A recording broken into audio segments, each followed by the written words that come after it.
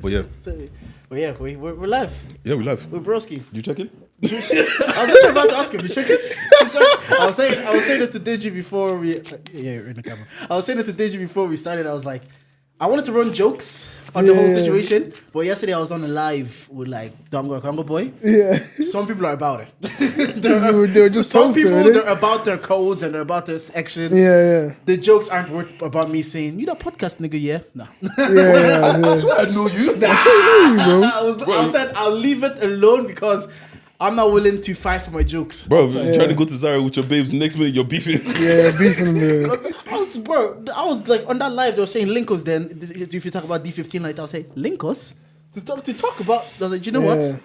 And I've had people tell me, Dave, especially podcast people, they've said things on podcasts and people have seen them outside says, you said this on the podcast, yeah? You're the podcast dude. And I'm like, it's not worth it. Damn. So, yeah, do you check in, bro? Bro, I had to check in because I was flying from London. So I was like, maybe let me get sure my visa is okay. My GNIB. Bro, that I'm not going to say too much on it, but like, I've always had such an issue with black people like that. Okay. Yeah. I think that like, when it comes to like being on set and stuff, all my sets that I've been on, that have been either mine or someone else's company or whatever, the only issue I've ever had is when black people are on set. In terms of like what way? Like professionalism, coming on time. What's the word for being punctuality? Punctuality. Just respect. Knowing that there's a hierarchy. Yeah. They just it's not followed like.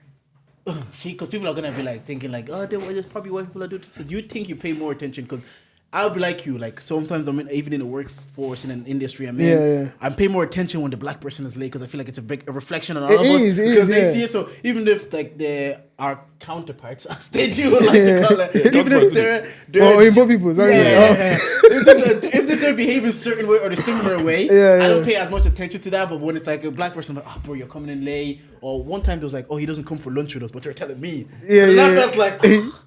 Bro, just come for lunch. Just one lunch. She's like, stop talking to me, man. Yeah, but you know sometimes, I'm actually just not in the mood, bro. I know.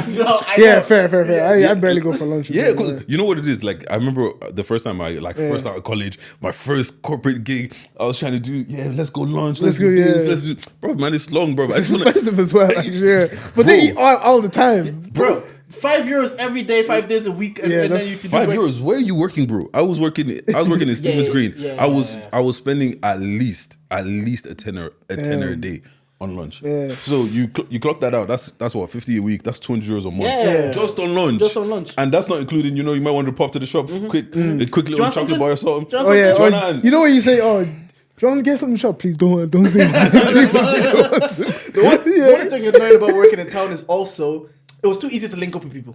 I'm in town. Are you in town? Now you're eating chicken wings and chips for €15. Them days I'll be walking down and there's one of these girls she worked in like Aldo or something like that. So I was she walking like, oh, what are you doing? You finished? Oh, let's go now. Bro, out of nowhere. Now you're and Nando's your minimum 15. Like like what you're 15. That's another thing. But I don't miss about working close to town because it's not as easy to be like, let's pop in and get food. So you and Simi used to do it all the time as well. Let's pop in and get food. There's one guy though, I'm freelance, so there's one guy in the company I work in, and I always wait for him to ask me for lunch because he pays for it. He's got bread. I'm not going to say the company, but he's got bread. And he always brings us to Soho House. So that's my way into that place. But yeah, so I'm like, I just look at it. I'm like, yo, Sasu, what's good, bro? You do the reach, and you're kind of like, always you have to. That's what girls don't understand. But you just have to reach. And he's like, oh, don't worry about it. Don't worry. He's from Norway or Sweden. Okay. So he comes here. He's a director. So the company he works in is pretty huge. Like I think you see my story. Like you see Coil Ray or something like that. Yeah. They do all of that stuff. So I always wait for him to ask me for lunch. It's been a while now, so you know what? You're due a lunch soon. Yeah. Bro, it's noticed. It's like, wait, what's that nigga ain't pay once. That's how he's noticed. Like, every time we go, it's always me that face. It'd be nice if he only pays once. But yeah, I was outside, man. Where were you? Oh, bro, man, I was not in the headspace to go out, bro. I was tired. Man. I was so tired, What do you bro. mean? DLC, actually, I didn't get a check. Oh, yeah, I yeah. haven't seen dates since then. I was at DLT, obviously, we're in Dublin, obviously. But DLT, we're in Dublin for the first time. And, like, obviously, I keep saying obviously, I'm not experienced diverse in what DLT even do. I've never been to the London or the Malta one. But this one is like, our friends of the podcast, Fiona and GB, were hosting. I was like, do you know what? GB's Dage's brother, they're trying to bring an event to do. Like, let me step out. Usually, I don't really care too much for being outside like that. Yeah. But let me step out and see what's going on. I'm going, we go for a quick brunch first, and then we pop into DLT, and I'm like, It was given, Dage. It was given. First, Bro, it was good. Everybody that It was given. it says it slapped. Yeah. Actually was. It? No, it was one of the best, like, my favorite events, because it gave. Maybe there was also a bit of nostalgia. I used to go to Wright's venue, Urban Fridays. Back Yeah. I knew I showed my age. I miss Wright's, man. 2014 on Twitter. I was like, this is nearly 10 years ago. I used to be in Wright's venue. 2023 now. Damn. 2014 is only a decade ago. I graduated college 9 years ago. Yeah, you see what I mean? Crazy. Fuck. You guys are pushing 30. Like. Oh, I'm 30 this year. Yo, you guys are. You don't know what's dead. You guys do, man. Well, yeah, just on DLT. Then you come in. People were punctual because everybody has their tickets at a certain time. You have to be here a certain time. Yeah. If you leave, you can't come in. I like that though. Yeah, I like that. That's very. There's downstairs, there's upstairs. Everybody's having a good time, and you start seeing the people that we used to go out with, working in the right state, and you start running into them. And All the people that have been in hiding for. Yeah, it's all love because you have to see people. First of all, there was COVID for 2 years, anyways, and these kind of events don't really happen within our community anymore. And there's no fights. There's good music. For me, anyways. I really had no complaints. It was one of those things. If they came back, I don't think I could do it on a weekly thing or whatever. Yeah. But the way they did it, if you make it in This guy needs time to recover now. Yeah. He'll be home by 11 o'clock, but he still needs three working days to recover. Damn. It was if you make it an event like they did with DLT Malta and everybody, you knew like, you know what, everybody's stepping now. No rowdiness, no messiness. One thing about going out in Dublin though, like Demi was right, man. What, you just see all your old You things? just see everybody's old thing is there. You're even looking at your friend. It's like, isn't that? Well, like your old babes in there. Yeah. Oh, okay. No, you're looking at people. It's like, isn't that? Yeah, damn. But other than that, it's But apart from that, immaculate you know vibes. one of the reasons why I didn't go as well? Niggas were paying for tickets, bruv. Yeah. I had 3 tickets, sold all of them, bruv. Really? Yeah, what's called? I bought the tickets for what, 26? Sold it for like 50. Yeah. Wow. Each. Damn. Why didn't you want to go? Like, I wanted to go at first, yeah, and then, bro, man, I've just been tired. Like, and I just like, it was the week after the live show. And Right, okay, for yeah, some reason, I completely spaced that it was that close. And bro, I was just tired, man. I just wanted to just chill and just do nothing. So, and then people were offering money for the tickets. Like, people were really looking for tickets last minute. And I was like, the 150 that I'm gonna make is probably worth more to me than actually the effort of going. So I was like, Especially if you're not in the headspace for it already. Like if Simeon didn't have to make a whole day out of it and you dropped out, I wouldn't have gone either. yeah, see, Yeah, that's because the they thing. already made a day out of it. When they stopped doing that, man. Yeah, I was like, and then there was even the part. There was a part because now we have to network and so I'm walking and like I see someone and I kind of look at them. And you know when you see someone, you think you know them because you've only seen them through a screen. Yeah, So, so you're not maybe fully- you stare too long, and he's like, "You're looking at me like I'm an op." I was like, sorry. Then I get shy, I get nervous. I couldn't network. I was like, Bro, tell him come on the pod, bro. I had to run back again. I was going to my friend's babes. Looked at me. He's like, "Why you letting a man make you shy?" Yeah, it's another man making you I shy. was like, "Do you know what?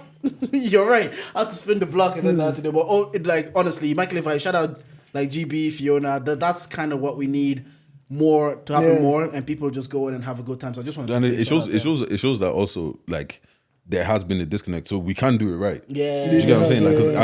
I feel like we've talked about this on the podcast so many times. Like nights out in Dublin just haven't been slapping like that. So I can't relate. I don't actually go outside at all. At all. No. Where you living now?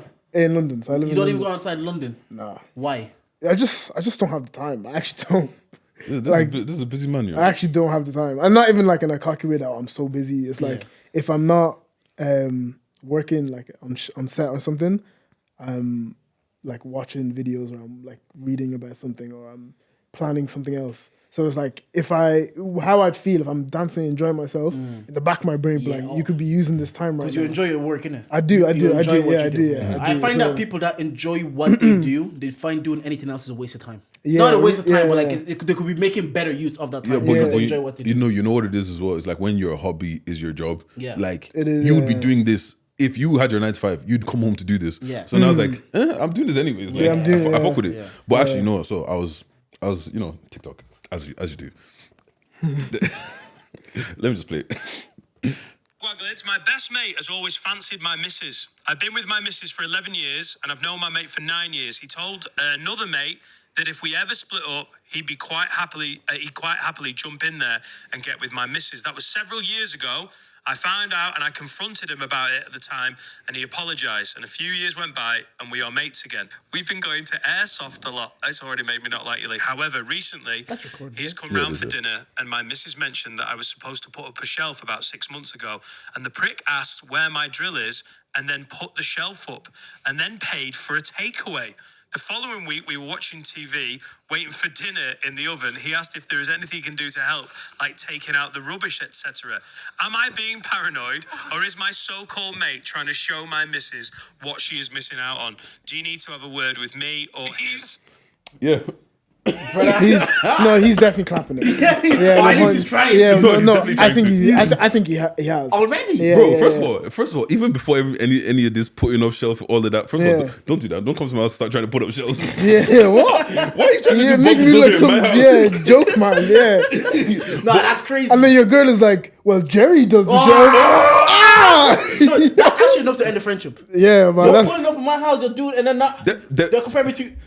Before that, there's enough to end the friendship when you're telling somebody else that if me and her break up, you're in there. Yeah. Are you crazy? See, the thing is, we've all been like younger, yeah. And when you're younger, maybe there's a hot girl that you're into, and your friend also thinks she's hot. But the girl either likes one of you, and you're the one has to just hold it. Yeah, just hold the L. Yeah. At that age, it's like, you know what, it's fine. And there's even been friends that sometimes they've kissed the same girl or whatever. That happens at that age. At that age, it's fine. Like, you know what? We both thought she was hot. There's like 5 hot girls in our town. She was one of them. She happened to like you, broski. Fair enough, spot. But at an age where I'm living with my missus now. What age do you think is like acceptable? What do you mean what age is? So that still happened when you're 16, 17, 18. Yeah, that's cool. 16, anything before 18, it doesn't really count. So you're saying more like 8, you draw the line at 18. Nah, like 21, 22. 22. You have to be cuffed on. Because even 19, you're still uni days. I can understand that, like, you're on a uni rave, there's that buff girl, and you think your friend, like, yo, she's buff, you're buff. But then she likes your friend. Yeah. Do you know what? Hold the L, you gotta bro. just be like, but are you saying then that it's okay for that guy if, let's say, for instance, me and you had this girl when we're 19, and she went for you instead, but then you're like, I'm done, and then I then jump in there. Are you saying it's still okay? Is it your girlfriend? Did you like if she? Yeah, she was your girl. Yeah. Bro, man, leave her alone. Yeah, right. So that's what I'm saying. What age is it that you have to stop that? I think like he's right. 2022. I think it's like because I've had friends that. I've been in a situation where I went out with a girl and then my friend went out with her in secret and then I ended up lipsing her and she was cheating on my friend with me. What? Yeah. What kind of entanglement is that? Like 15. So I said, he's still one of my, was still a groomsman at my wedding, so he's still one of my best friends. So he's still one of my best friends. But like I was going out with the girl and he started going out with her in secret and then we're at a party, we're whining, like. I think I told this at the live show. Yeah. And she told me to come outside again. I thought it was round 2. I was like, yeah, I'm going in. And then I was trying to then I went to lips her again and she lips me again. She's like, I have a boyfriend. I was like, bro, but it's too late now. Yeah, that doesn't sound like my business. And then she lips again and she says, you know him. I was like, then I stopped. I was like, I know him. Yeah. Like, Then she told me the name. Even after that, we both went up to the guy's house. I didn't believe her. I was like, no, you're crazy. I talked to the girl, went to the guys, we knocked at the guys. I say, this is what she's telling me. Is this true? Because we just lips. Yeah. And what did he say? Did he cry or what? He didn't cry. After that, me and him even had a one-on-one. We just sat and talked about it. Because in that situation, same she girl. was trash. We had a conversation. But that can happen at 15. Yeah. That can happen at 15 and the friendship can continue. Right, so at what age is it? No, bro, I'm not having it anymore. Post-uni. Yeah, post-uni. Post-uni, man. Post-uni, you have to have the sense then. Yeah, because I think in uni it's still a bit messy. We're still a bit young everybody's young and horny. People have freedom for the first time, introduced to alcohol. I can be like, you know what?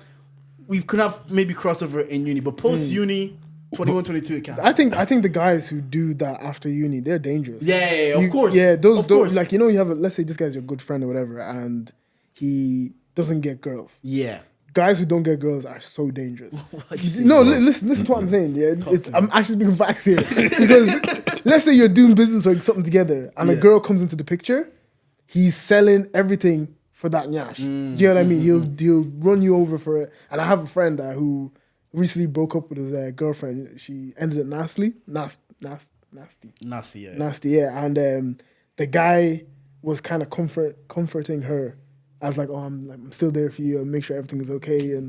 But like, you know what he did to your best friend. Like, I'm like, what? If you're my best friend, don't comfort my girl. Yeah. Not even best friend. If you're in my circle, don't comfort my girl. Yeah, don't go over, I'll be there for you. Why are you doing that for? I'm looking at the camera. Why are you there for? I know niggas that try to comfort my missus that are with me now. And I'll see those niggas at events and they try to spud me. That one, it's okay. That one, we're not even boys like that. We're interacting on the timeline. It's the game, I can change that one. Yeah. But if you're my friend, don't comfort my girl ever in your life. Let her cry. Let her sister comfort her. Yeah, you, my friend. You know what? Yeah, because like for me, there's only, I want to say there's probably 2 or 3 guys that I would ever trust my girl. Like I will put my girl in their hands and it's calm. You know what I'm saying? Well, your brother is. Yeah, I know you're gonna say that. But apart from that, I don't trust my girl around my girls. Actually, maybe a quick question as well. Let me ask you this, because Taser was on another TikTok. He was maybe I can find it. He was with Margs and he was saying Margs. I saw it. If he came over, say for example, I came over to Deji's house. Yeah. Deji's not home. He's gone to the shop for a minute, but it's only Deji's girl in the house. Yeah. He said what he would do is, you know what, he'll wait in the car until Deji's home instead of being welcomed in and then waiting in the house with just him and Deji's girl. But then Mark's made a good point. Mark's like, so what are you telling me right now? You telling me now if I leave you in the house with my girl, something's gonna happen. You not trust yourself, or do you not trust my girl to be around you? Why are you going all the way in the car? Because if I'm with this girl and you're my best friend, you man's in theory, because I trust you. In theory can wait 10 minutes till I'm back from the shop to go in this house. So I don't know, like what you make of that situation. What are you thinking about? No, I'm thinking about it because if I was the guy that, like, let's say if I came to your house and I haven't actually met your girl, I don't want to make her feel uncomfortable. Do you get what I'm saying? So I might resign to the car. Do you get what I'm saying? Because if we actually haven't met, if me and her actually haven't met, I'm just a random nigga. Do you get what I mean? That was also a caveat. Like if I haven't, Taser did say, like, if I haven't met your girl, even if I've seen her in passing, like there's some friends I've seen their girl. Like Ezzy's here, I've seen this girl, but I don't think I've like introduced myself to her. I've met her like that. So if I go to Ezzy's gaff now, I'll be like, Ezzy's not here. I said, like, I agree with you. I said, you know what? Until he's home and he can formally introduce us, I'm in the car. But if it's a situation where I have friends, like, I have couple friends. And like, if I go to one of my couple friends, I've been with her missus, we've played games now, whatever. If I go to Butcher's house and Butcher's not here and his missus, he says, oh, coming away from. Yeah, that's I might then be like, you know what? Because I've been around you. So I do understand this, like, maybe we don't have that rapport. Yeah. So maybe I might feel comfortable if Ez is just in the back in like 10 minutes anyways. Let me just scroll to TikTok. When he's back, he can introduce us. I disagree. Like, that'd be like, for instance, if I had a girl and you came to my house, I'm like, oh, Deji's come to the house. They're like, oh, who's Deji? Oh, that big Stormzy looking guy. Don't worry about it. He's his old family friend. If she felt awkward, that would be a red flag for me. Why? Because you should know that I would never leave you in any harm's way or whatever. The thing is, the thing is, you don't know niggas. Yeah, like we don't know what our best friends are like or what they're. Like, I get you. Okay. I get you. You want to think your best friends are good people, like your friend. You want to think that. Yeah. But ultimately, we don't. I have a brother who lives abroad. Yeah. I hope, like in my head, I believe he's a good person. But honestly, I don't know what he does in Reading. Like just in general, like he could be doing fraud or whatever. Like, I hope he doesn't. But we honestly don't know. Yeah, like I remember I was on TikTok and I saw this girl. She put up a video and it's like, oh, my man, they're going to visit her man's family or whatever, and he gave her like a lock to put on the door when he went out, and then his brother was like, open the door, like trying to bust the door open, and she's like, I'm with your brother, like, do you get what I'm saying? Yeah. You don't really know, like, there's bare guys that think that their friends are their friends, but when you talk to, you got girlfriends as well, and when they start telling you about how crazy things that guys are doing, and this boy, his boy left for a minute, now he's trying to touch me, he's trying to do this. Do you get what I'm saying? Like, so if I haven't met you yet and we don't have a rapport, I might just because I don't know, you don't know me. Do you get what I'm saying? Maybe and at the end of the day, you feel comfortable because you don't want to be in a house. Maybe just to be like in this case, like, you know what? She probably doesn't want to be in a house with a guy that she's never met before. She might be uncomfortable, even though you trust me. She doesn't have to trust me on the back of you trust me. What? She would. No, she doesn't have to. Really? Yeah, no. I think my missus would. No, but you know what I mean? But that's what I'm saying. Like, maybe I don't know your missus, but I understand it from our point of view because at the end of the day, if I'm in a room with a girl, I'm not really afraid that anything's gonna happen. Yeah. But on the flip side, if I like, there's very few girls.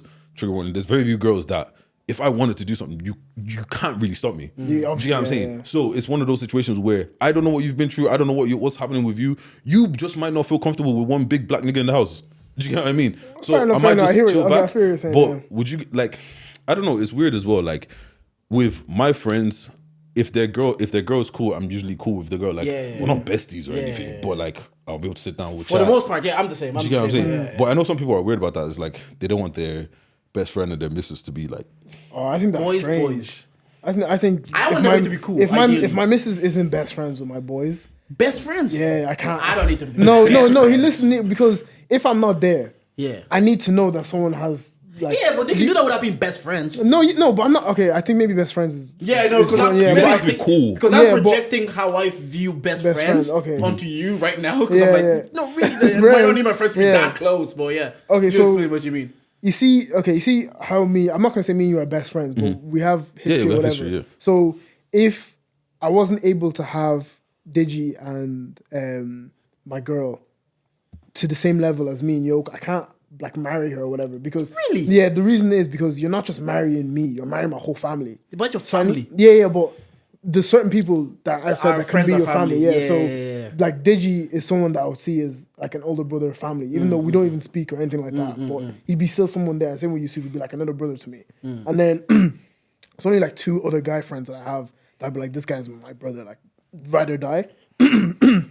Everyone else is just acquaintances and you're in the outside circle. Do you get what I mean? So if those 2 guys aren't able to gel with my girl, I have to rethink. It's going to be a problem. Do you get what I mean? Because that's just unnecessary. But gel to what extent? Because sometimes we could be like cordial and friendly. We can be in a room and talk. Yeah. Like my wife now and my friends, we're all very cool. We do games now. We all hang out. But I wouldn't say they're like the best of friends. Like I wouldn't say it's a circumstance that like it's a friend. Would they go out for lunch? No, they wouldn't. Like if without me there, it's friendship due to circumstance.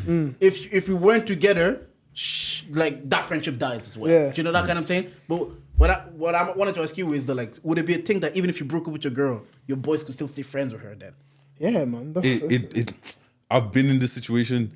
It really depends on the level of friendship that you and like let's say the girl have. Yeah, you and the girl have. Do you know what I'm saying? Like I had friends where guy and girl got together or whatever. Me and the guy were super cool, but then me and the girl became really cool as well. So we then built a friendship outside of their relationship. So when they did break up, I was still cool with both of them. Do you get what I'm saying? But if we haven't built like if we can't have a conversation without mentioning the other factor, bro, why are we talking? Yeah, true. No, like it's gonna be one of those situations. I see you at the club, and keep pushing. No, I was in the similar situation, except I was the one that like obviously when you grow up, like you guys all grew up in Navan, so there's certain like community that you have together. So we all grew up in Balbriggan, and I was going out with one of the girls, and then me and the girl broke up. But obviously she grew up and she became friends with my boys at the time. So they would like even go to Galway. And like, cause they're students, so like free accommodation in Galway, let me go hang out there. And like, I wouldn't go, I would stay, but I was like, cause we all built a friendship. But then it made me like cautious going forward.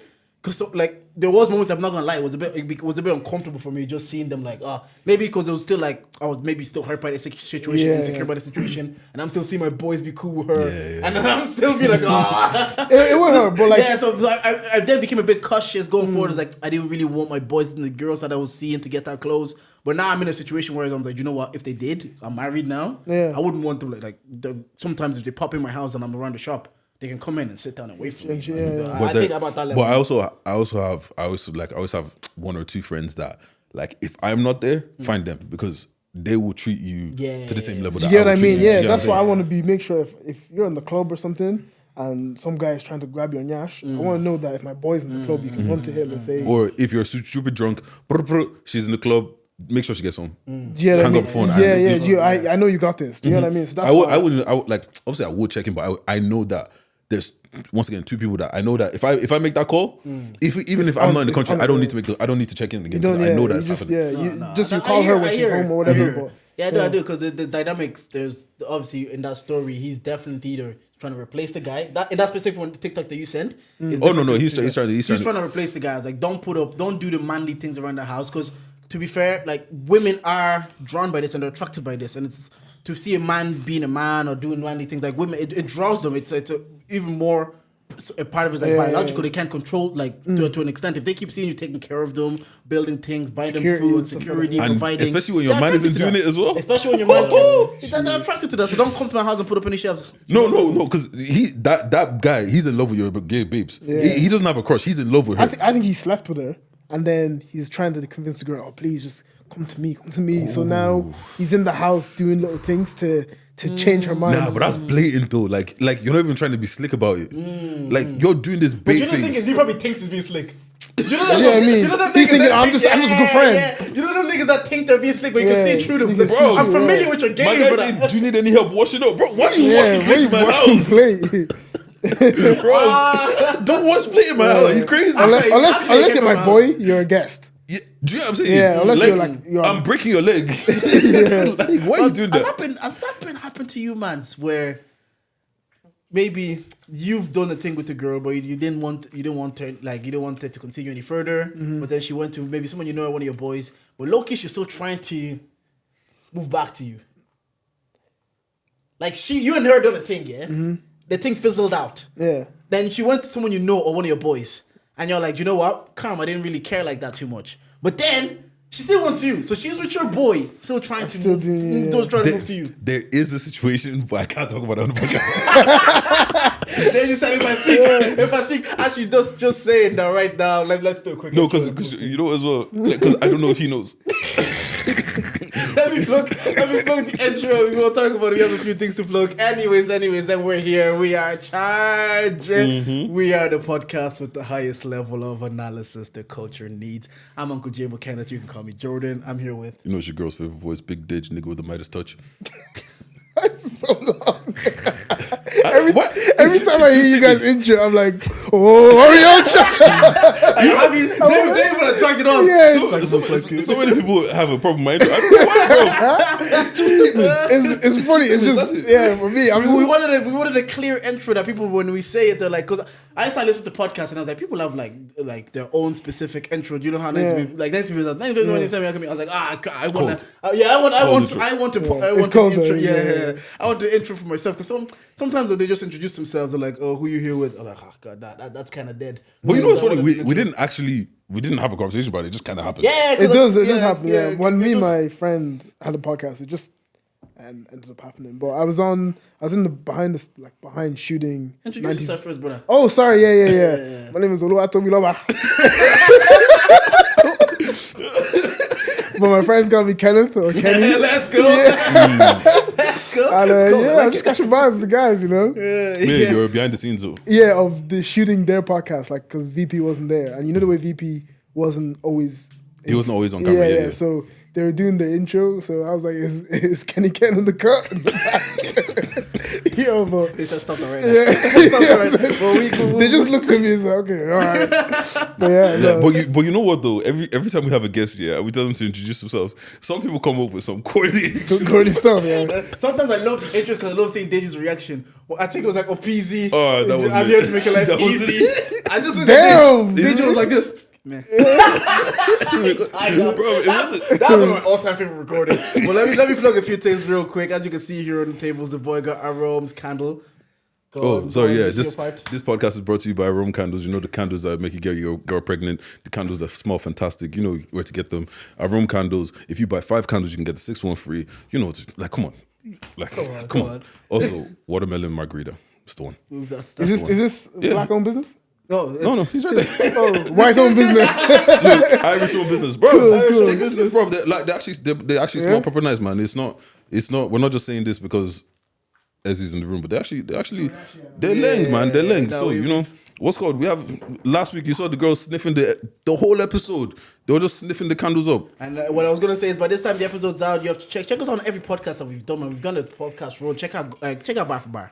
Check out what's it called? Get the Gist. Get the Gist. We're on that as well. Check out the pre-drinks. And by the time this episode's out, we're next week on If I Speak. Is that coming out next week? By the time this is out, it's okay. Yeah. So it's gonna be the Monday after this is out. Okay. Yeah. So check out If I Speak. We've also done Where's Your Head At. Go find that as well. We've gone on the podcast Irish Run over the last 6 months. I think we've covered all the blocks. So check us out on every single podcast if you haven't seen us anywhere. But I think there's one left to cover. Yeah. Oh yeah, that's needed. Who's that? There's these 2 girls. Oh, Black to Babes Black. on Tapes? Babes on Tape. No, is it Babes on Tape? Yeah, I think so. They Two black recording girls? they recording Two black girls the other recorded. same as Where's Your Head Up? Yeah. Is that where they record? Yeah. Oh, okay, yeah. And if you're seeing those Vision Lab, it's a place to record it because you're seeing fantastic setups. There's lights, there's cameras. If you want to be a rapper, if you want to be a podcaster, if you want to come take pics, you know what to do. Go on visionlab.ie. You get 25% off with Charger 25. You can come try your hand out, all this stuff. Also for the ladies, if you want to get your eyebrows laminated. Is that Alion I don't know what. What is Alion brow stylist or something? Yeah, I put it in the last one, bro. If you're booking, let her know that Charger sent you. She'll give you Charger 10% off. You know, any more bills? I think that's everything plugged there. Yeah, we've plugged everything. But yeah. So how are you, bro? When did you move to London? I moved to London. I'm good, by the way. I moved to London almost a year and a half now. Nah, let's even start from the beginning because the beginning. Like first things first, I'll give you flowers, man. I'm proud of you, man. Like, thank you. Like, Thank what's you. called? Remember our year-end episode, and I was talking about yeah. there's people like you and name the other bunch of people that like, bro. It's like you guys are living your dream, man, and it's crazy. It's crazy to see from where it started to where it is now. Yeah, I suppose you were there from the beginning. Yeah, so, bro, it's the craziest thing. Anyways, I'll let you tell your own story, man. Yeah, so where do you want me to start? Like, From the beginning, like, what do you do? Right. How'd you get into it? So right now I'm a cinematographer. I direct here and there as well. We don't have the big budgets. I direct and do cinematography. And cinematography is a bit different to videography. So videography is just kind of one-man camera, but cinematography is more on a bigger scale, if that makes sense. But yeah, in terms of where I started, it started on Snapchat. When Snapchat was created, me and my brother saw the gap in the market of like vlogs, but like short form. So we went on Snapchat and started making like little funny skits and stuff, and we'd like rake up like 4K views, 5K views, and we're just like, oh, we're lit, like we've gone clear. So we were just making bare content and stuff, and then I was like, I want to move this to Instagram and make like Instagram skits because they were popping at the time. You know, all those just Instagram influencers making those skits. So I was like, let me do my own, and that flopped. That was so bad. But I was like, no, I'm enjoying the process of editing and stuff. So I then got a camera. What he's shooting on, that was my first. Actually, no, it was an old crappy camera. But anyway, I got the A7 VI and started going to any barber shops, shooting bookshops, anything I can get my hands on to just shoot. So I was just shooting and thought I was the bee's knees. I was like, yeah, man, I'm sick, the best in Ireland, man. no one else. It's funny you say that because there is a certain level of delusion that you also need to chase those dreams. I was listening to the podcast this week. They were like, you have to be a bit delusional to think that like, I'm gonna do this and I'm gonna do a living. Because if you look at the statistics or you look at like reality, it's hard to it's easy to discourage yourself. Like, there's so many podcasts, so many this. Why am I gonna do a podcast?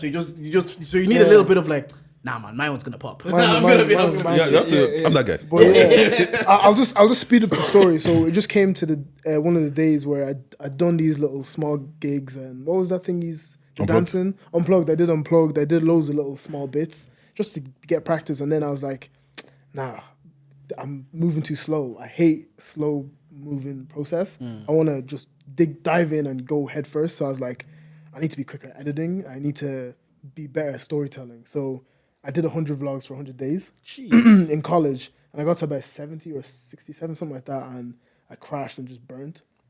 But what it taught me was like, I can do this. All you have to set your mind to it, and you're good, and just be disciplined and just keep going. And it's not that anything has to be perfect right now, but you'll see the growth when you keep going. So if you look at the first vlog to like the last vlog, it's like one of them is Minecraft, the other one is HD cinema movie. You get what I mean? So from there, I met this guy in college, and I went over to his dad, and I was like, "Hey, I really like your business." It was the rolled ice cream, and I was like, "He's like, oh, it's not my business, it's my son." And I was like, I was looking at this guy. This guy is like probably the same age as me. I can't have it. I'm very competitive, so I was like, I can't have it. So I went up to him, I was like, "Hey, I'd love to do a video for your business." He goes, "Yeah, come over this week or whatever." Shot the thing. It actually turned out really well. And from there, it was just like kind of a snowball effect. Eventually, I met a girl called Onai who hired me for a job, and she was like, "Oh, it's 400." And I was like, "Look, 400 isn't really what I do. Do you get what I mean? It's like really small." But she's like, "Look, please, it'll go big or whatever." But I believed in what she was saying, and I was like, 400. We are rich, bro. You get what I mean? I was like, we're rich. So we did the shit. We did it. We shot it, and it got a lot of good traction. Ended up getting funding for our next video, and then the next one happened. And then I was like, oh, maybe I can do my own funding. So I started applying for funding for myself. Got that, and then I was like pretty booked and blessed. At a certain stage, that was pretty. Yeah, there was a point where Kenneth's price went from here to. Yeah, I was pretty booked and blessed. Freelance, wasn't working any job, quit all my job, and I was living rent free in a friend's house as well. Everything was so happy and bliss. And then got a message that, oh, it's time for you to go. It's time for me to what? I'm staying here, bro. I was like, that message kept eating me. And then my friend was like, oh, I'm going to move to London. But I always wanted to go. Oh, you got it, like, not a literal message, but no, in a message, in my head, yeah. So my friend was like, oh, I'm moving to London with a few people. And I was like, oh, London's just another Ireland. I don't want to go there. I was like, I want to move to Paris. But I was like, I don't have the funds or whatever to do any of this. But then I called my brother one day. I was like, oh, you know what he's like. You know what Steve's like. So I called my brother one day. He's like, yeah, man, I got the message. You need to go. Like, you need just some stuff over there you need to learn or whatever. And I'm like, damn, I'm going to lose all the connects. Going to have to start from the beginning in London, this big-ass city. I know no one. And I was like, I don't even have the money. How am I going to go? What? Like, I need at least $5,000 to go over to settle and stuff. From this, yeah. I was like, look, Lord, I accepted it. I said, yeah, I'm going to go. And then I said to everyone, I'm going to go on this day. I just set the date. I said, this is the date we're going to leave. Regardless if we have accommodation, anything. I was like, I'm going to go. Then we're shooting that film that we got funding for. And I crashed into a wall. I fell asleep on the wheel. Crashed right off the car. Jeez. Yeah. It was a very scary experience. But a couple of weeks down the line, insurance gave me $7,000. I think it was like $8,000. And like, oh shit, I got the money now. Yeah, I'm bricking. I'm like, oh my god, my car, everything. Like, I don't know what I'm gonna do. I'm so like, you know, when you crash, I don't know if you've crashed before, but like, it was very scary, and it was more scared because there's a passenger with me. So if I kill this passenger and I live, I'm dusty. Like, I'm just gonna be so like heartbroken, basically. Anyway, $8,000 in my pocket. I'm like, cool, let's do it. So we just moved over. Didn't have a job secured. Didn't have accommodation. Just moved and lived in a hotel for quite a while. It was very stressful. Like, we were just in this box, felt like prison. Just eating takeaway. So wait, you didn't have family or anybody in London? No, don't know anyone there. Okay, yeah, no. I just said, let me just go. But as you know, my friend's, she's a girl, and girls just stressing. Everything's like, I don't have a job. What are we gonna do? We don't have a house. But like, even though internally I'm still being beaten by all this emotion, it's like, I'm like, God's got it. Like, let me just leave it. I was like, there's nothing I can do. And then get a call, hey, you got a job working in this place. I was like, cool, nice. So start working the job. Ended up meeting VP from 90s Babies. That's how me and him are connected. And then I was like, bro, if you ever need someone to shoot at your event, just give me a shout, I'll do it for free. He goes, really? I was like, yeah. I'm thinking this long term, 10 times down the line, it's gonna pay off. So, that's I'll do free stuff. Still to this day, I do free stuff. Especially if you know where it's gonna lead. Yeah. And even sometimes I don't, but I always just do the free stuff. Yeah, because even like, not to go to your story, I was listening to Literal 90s Babies. The guy said he wanted to meet Richard Branson, and Richard Branson was coming to an event. So he said, you know what? Let me set up the chairs for free. Let me set up the chairs in this event. Because he said if I approached him and asked him, can I meet Richard Branson? He'll say no. But if I offer him something, and then, because he's like, this man, people don't want their time wasted. So if I'm willing to offer him something to take the some load time off his mind, then he'll let me meet Richard Branson. So what you said there is that time is so valuable, and also I don't believe in getting something for nothing.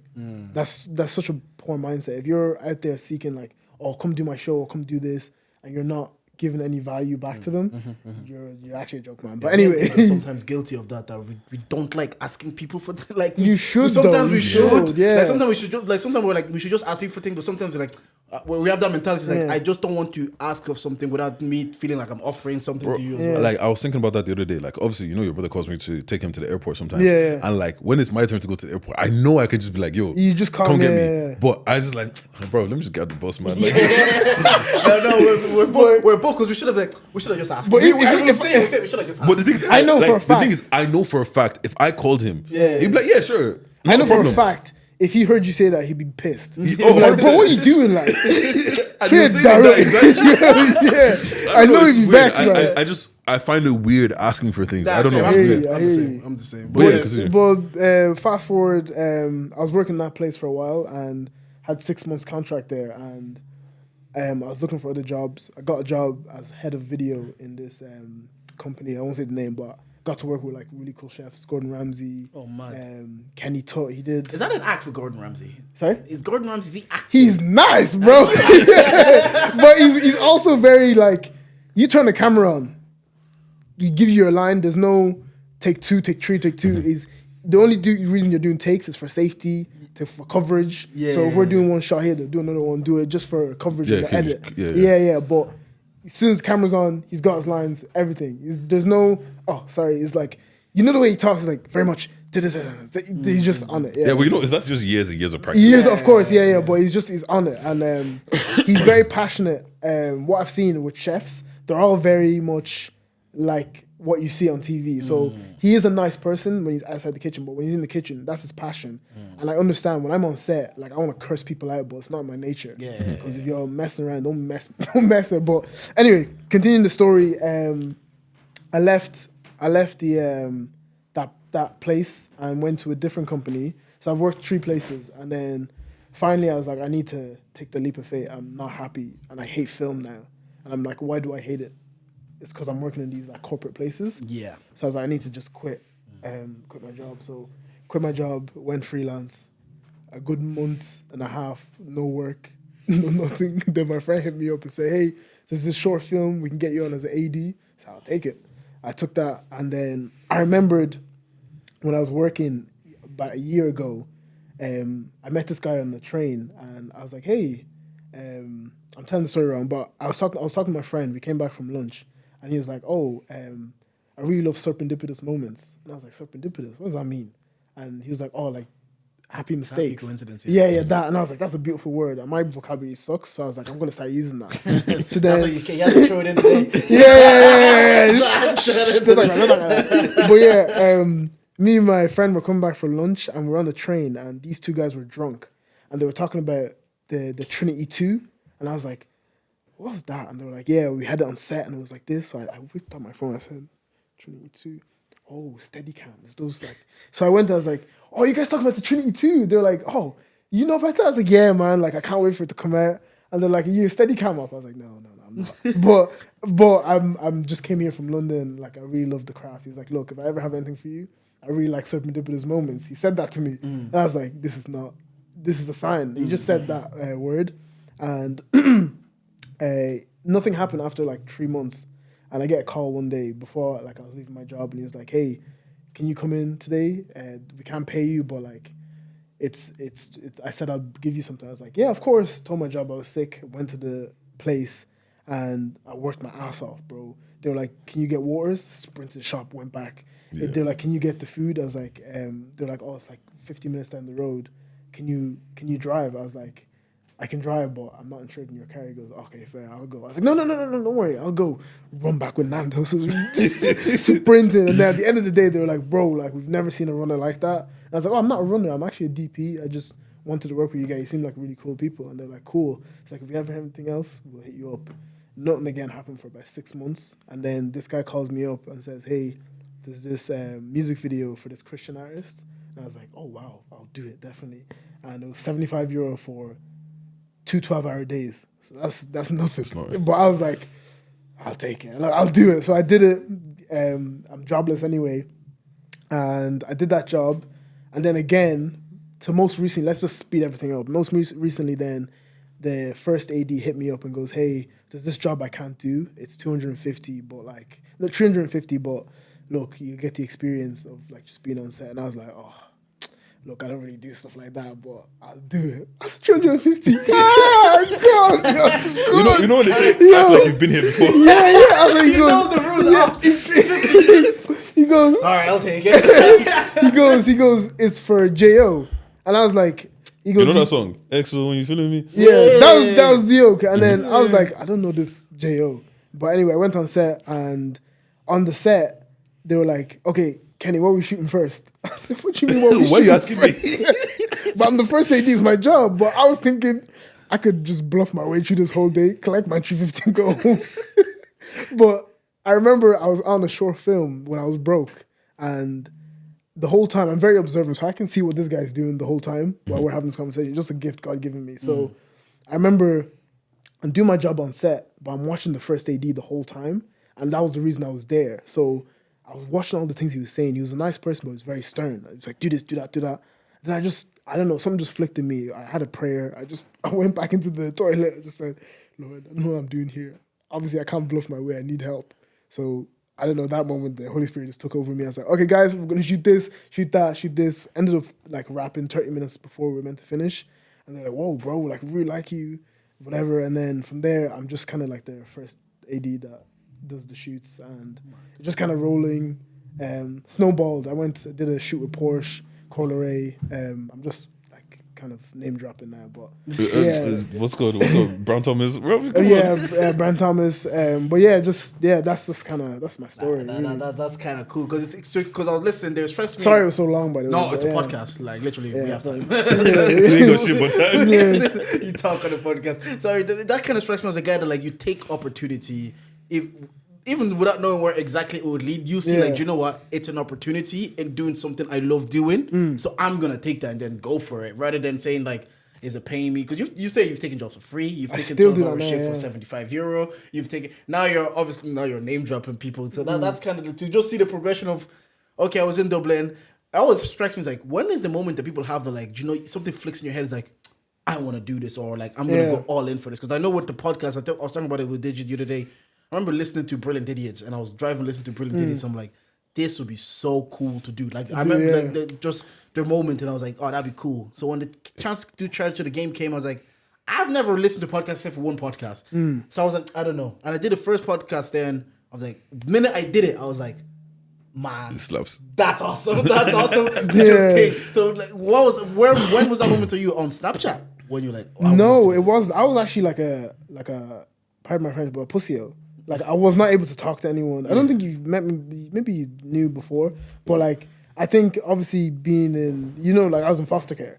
So I think, obviously, being in foster care, that really took me into my shell. So I wasn't able to talk to girls. I wanted to barely guys and then black people. That was a whole different ballgame because I was surrounded by white people for the second half of my life. So, from, like, 13 to the rest was white people. So it was, like, very tough for me. And I think we always have it in us that, like, I want to do something. And I don't think there's a moment of...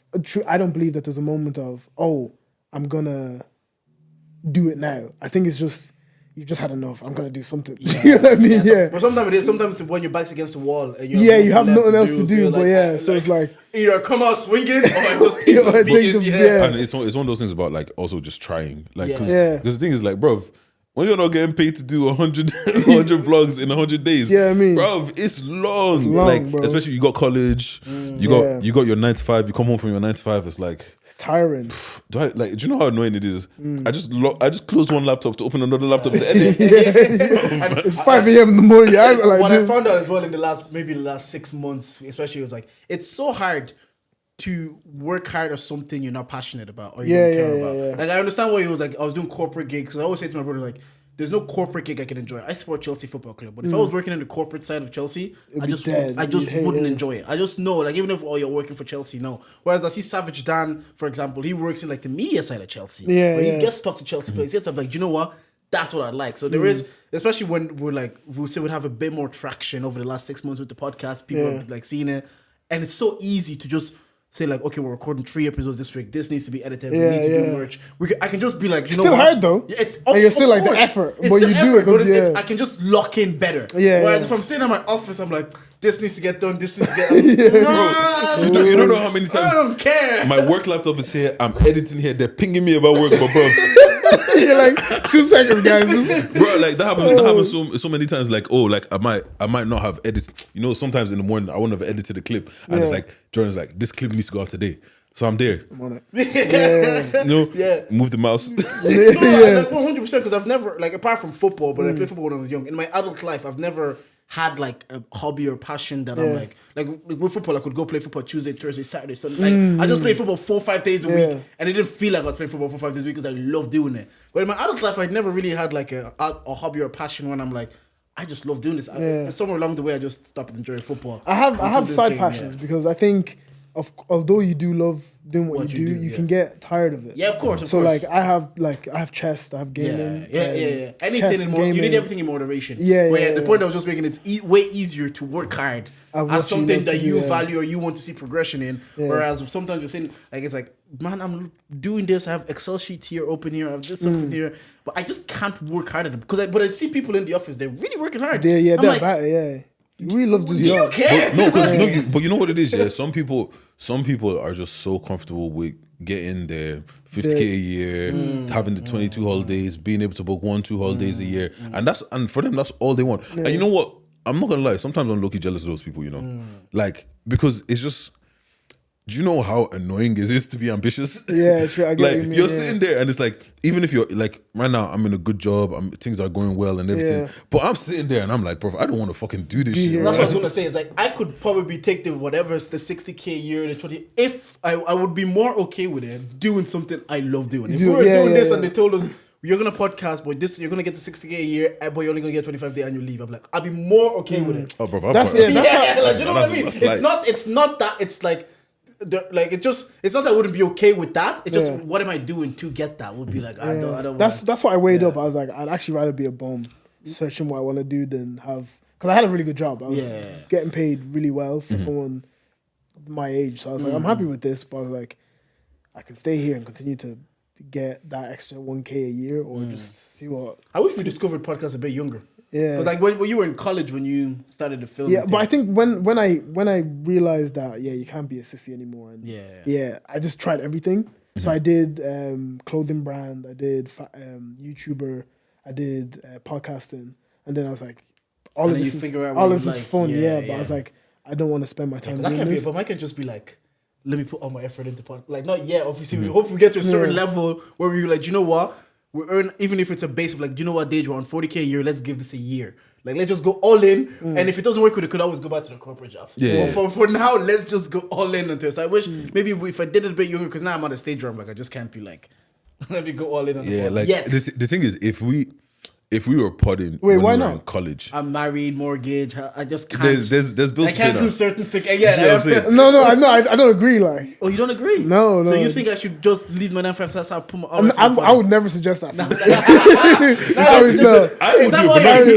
What I'm saying is, if I was you, I would.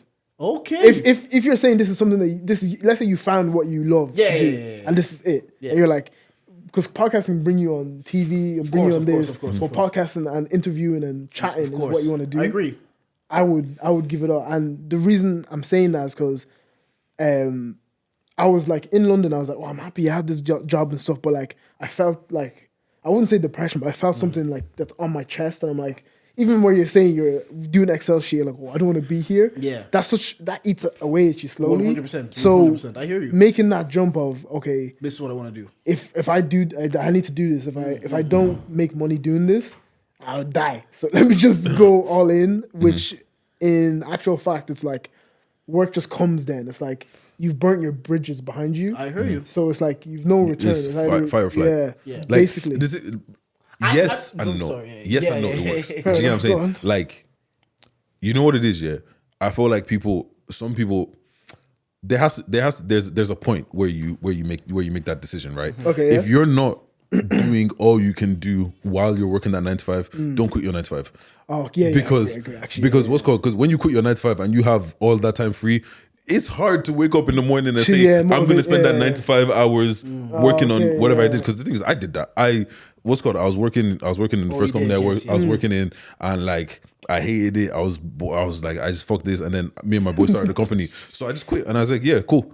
I'm doing the company thing, and that was it. And like, obviously, it didn't work out. We didn't do enough. We didn't plan enough. We didn't do enough. And like, once again, like I said, I didn't wait to reach that point of like, okay, at this point now, this is taking so it's much detrimental to me to be at work that I need to leave. Do you get what I'm saying? So like, it's a calculated risk. Whereas for you, that makes sense. You were already at the point where it's like, my 9 to 5 now is actually just stopping me from doing more of what I Oh want no, to I do. agree with you. Yeah, guys, listen to what he said. No, actually, the thing is, I don't think you're actually wrong. I actually agree with parts of what you said. I think there is sometimes you just like you're saying. Do you know what? If you're gonna be depressed doing what you do, everything, just dive full in and try to make what you're doing into an actual reality. That point, like 100%, I agree. And sometimes I think it's like what I enjoy doing right now.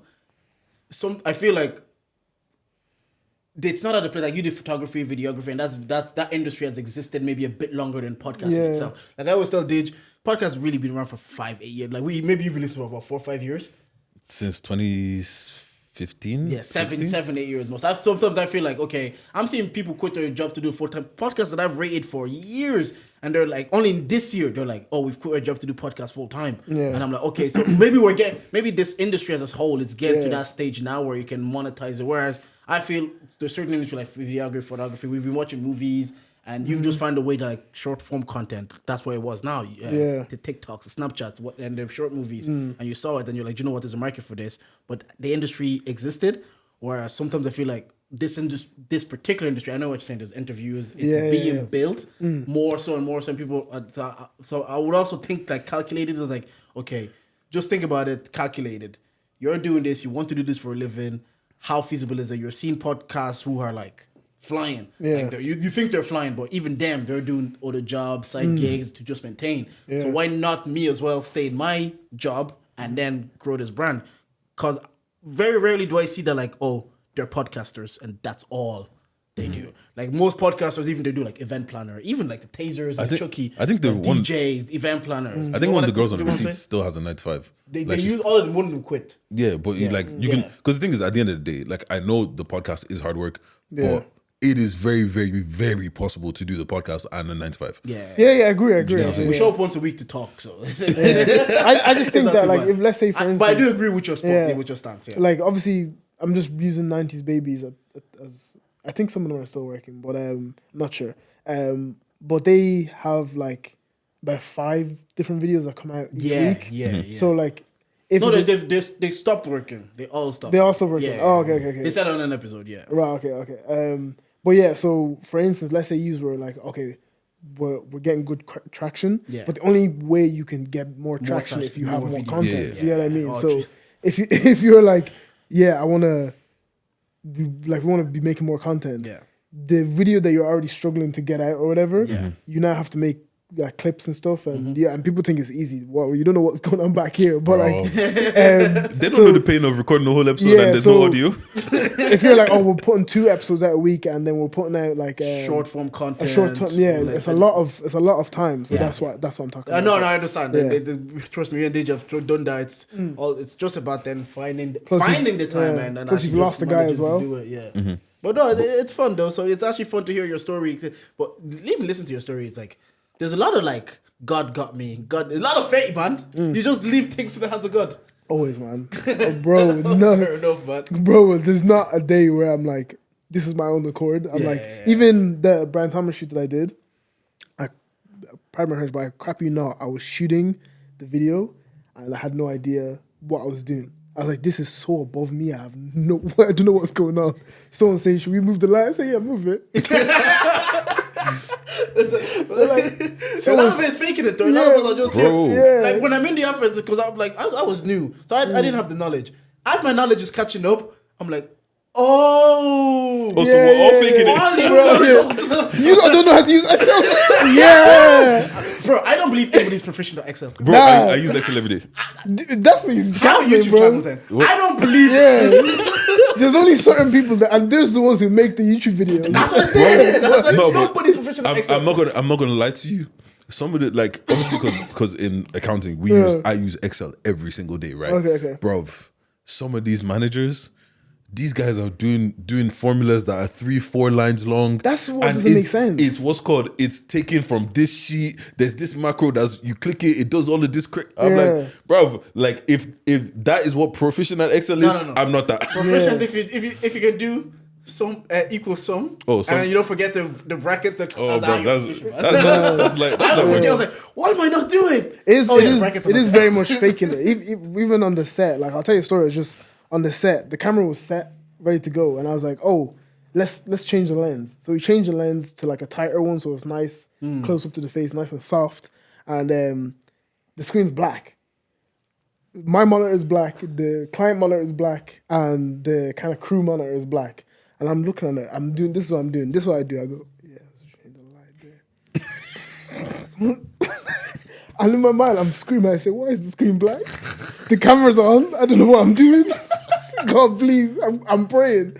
To me, it's like an hour has gone by, but obviously it's been like 2 minutes. But And the thing is, everybody else on set thinks that you have a clue. Everybody's trusting you that Look. Wait, let me. Oh, you're not done.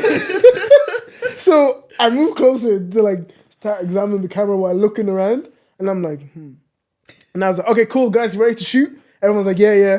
Took the lens cap off. The whole time the lens cap was on. I was scared. I was like, I don't know what I'm doing. But yeah, it's also like, especially when you're under pressure. Yeah. Those little things, you're like, oh fuck, I'm panicking. Oh yeah, shit, I did too. It's like when you're looking for your keys and you're stressing, like, what the fuck are my keys? it's your hand. Bro, you know when we did the training 1-to-1 episode, that the audio was all fucked up. You know, guess what happened? What? The USB just popped out a tiny bit.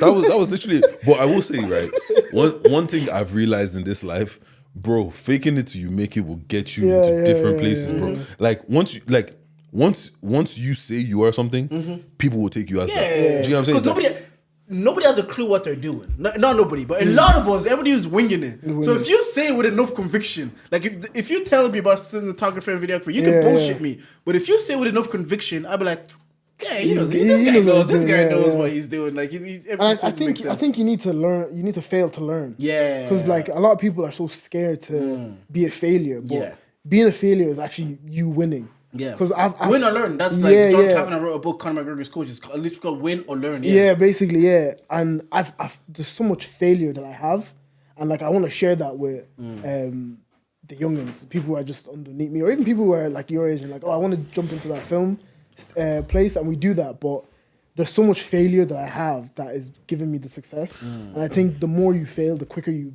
get better. But people don't see that though. They just see you winning. They just see you like, oh, Porsche, oh, Corridor Ray, oh, 90s babies. They're seeing that. But they're not seeing like, I didn't have work for 3 months. I did shoes for 75 euros. I did shoes for free. They're not seeing that. So sometimes it's difficult for them to be like, oh no, you need to fail. But they're looking at your life. I'm like, man, you're this winning. guy has it's it easy. for you. But you know what it is as well? I feel like Instagram is a big problem for that as well, because people don't actually realize how long it is in between posts. Like they'll see Brown Thomas, then they'll see Porsche. And that might be 3 months apart, but they only see, oh, Kenneth's doing the craziness. He's doing this, all this. But it's like, bro, you don't know that I was 3 months in this hotel room just thinking, what am I going to do? Chicken chips, where's the next job coming from? And I like that you said that you want to pass on knowledge, because people get to a certain spot when they've made it. I'm like, whatever perception you have, they'll feel like I'm on a different level. I'm in certain rooms.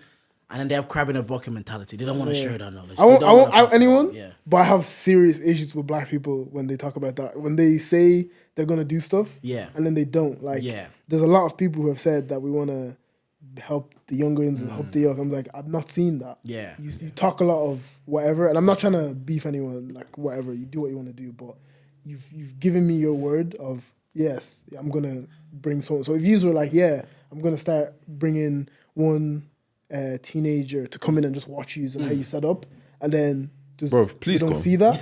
You know what I mean? Yeah. Please come. No, we would love to bring in someone that we can train. No, I get what you're saying though. Like you act like you're about it, but you're not. You're not. It'd be easier if you didn't say you're about it and you just went about your business. So I do hear that, because there is people also that you'll see that, like, if I was in these rooms, if I was in this situation, I'll bring someone up. I'll bring people up with me. Then you see them in those situations, you're like, you're enjoying. It's Enjoy, good you're enjoying. But don't say that was your intention. Like, I'm not mad at you for enjoying, but don't be like, then you're setting expectations. It's essentially what happens to like pastors. You're preaching now, because when you fall, we judge you more harshly because you're preaching. But if you didn't preach, we don't want to say that. Nobody would say anything about that. We try and bring on.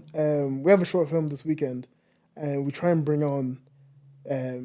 They don't have to be black, but we try and just bring on people who are younger or whatever that want to come in. They don't even have to be young. Imagine you just said, hey man, I want to be on set. You'd be like, cool, we'll give you €50, pay for your travel, pay for your food, and come on set and just learn. Okay. And just ask questions. But as I was saying earlier, that we've had issues with having black people on set. Like, we've brought people on and they'd be like, yeah, I'm passionate about this, whatever, and then they tell you last minute, oh, I can't go. I'm like, why? Oh, I just.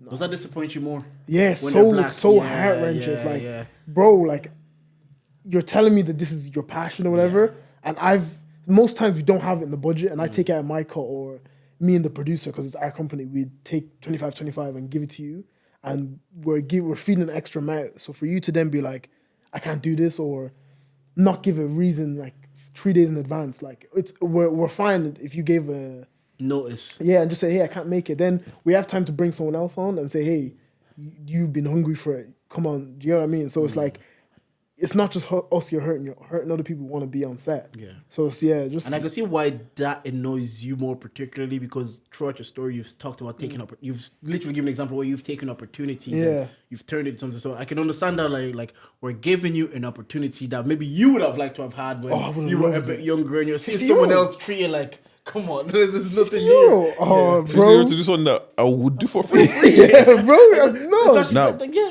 No, but it's weird. Like, I feel like there's a lot of people that sit here and they say that, oh, I want to do this, I want to do this. And when you throw out the opportunity to them, like, for me, when I had the company, and one of my things is I wanted to help, like, my people and like people that I fuck with and all that, get jobs and like get experience and all that kind of stuff. And there was one dude.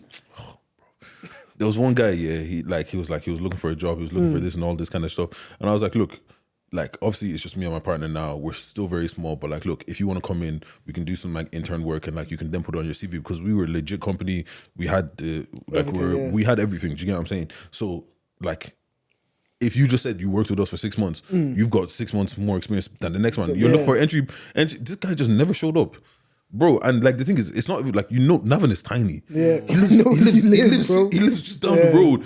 And like when I'm chatting to him, like, yo, like, are you gonna come in or whatever? And it's like I'm almost having to beg you for something that you asked me for. Yeah, like, bro, that shit just pisses me off, because I'm like, I'm genuinely trying to help you now, but you're just like, you're talking that you want to be helped, but you just don't want to be helped. And I start acting like they're doing you a favor, even though you asked me. Like, I'm doing it for free.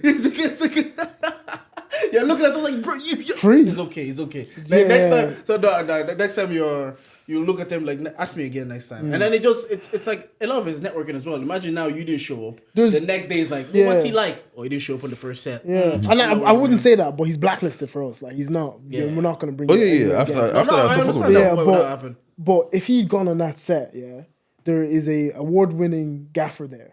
And one of the Ireland's leading first ACs, the guy who does the focus, those two, talk to them and say, hey, can I be your water boy?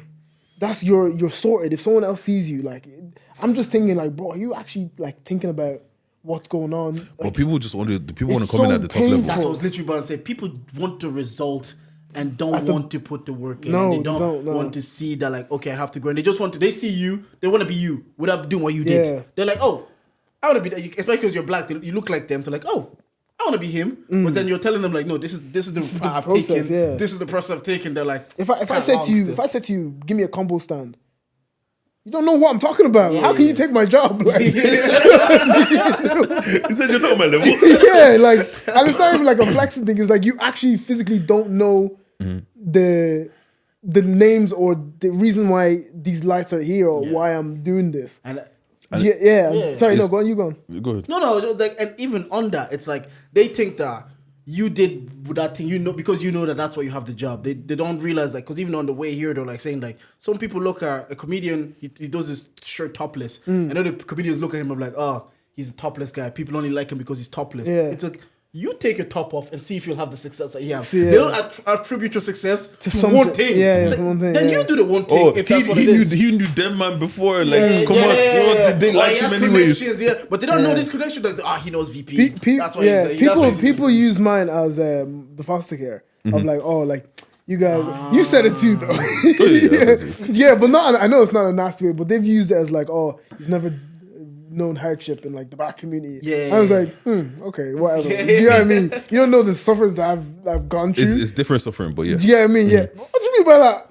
What is? Okay. I thought you mean like, No, it's different. You don't know the hardships that I've gone through or whatever. Like, so, like, I can never judge you and say you've not gone through anything, but you can't say I can't have gone. We've all gone through some stuff. So, for you to give my success to being in a certain place. In a certain condition, yeah.